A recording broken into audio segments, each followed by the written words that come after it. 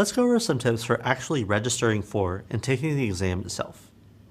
All Google certification exams are administered in person at a Criterion testing center. In order to take the exam, you'll need to create an account on the WebAssessor site. Creating this account is free, but you'll need either a credit card or voucher to pay for the exam. With a WebAssessor account, you can look for testing centers near you and then select one or more of them to view their available testing dates. Choose a testing date and complete the checkout process, and you're ready to take the test. The general test taking tips here are mainly just common sense. The purpose of this list is to help you be your best on testing day and to keep calm and focused on doing well. Get a good night's sleep before the test. Review your notes, but don't cram. About 30 minutes before the test, eat an apple or have an energy bar. Be well hydrated. Take a walk to help you calm pre-test jitters. Always arrive early and take a moment to relax and reduce your anxiety.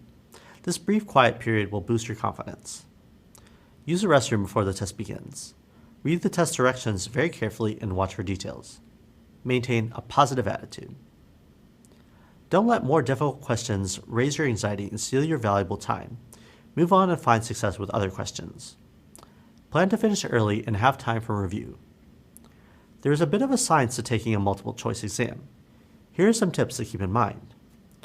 Read the question stem carefully. Make sure you understand exactly what the question is asking. Try to anticipate the correct answer before looking at the options. More than one answer may be possible on multiple choice tests. When you have multiple valid answers, the best answer uses common sense. It's the choice of knowledgeable and experienced individuals, and it best fits the question. Take questions at face value. If certain details are omitted, then they are unlikely to contribute to the selection of the best answer. Pay attention to qualifiers, like usually, all, never, or none, and keywords like the best, the least, or except.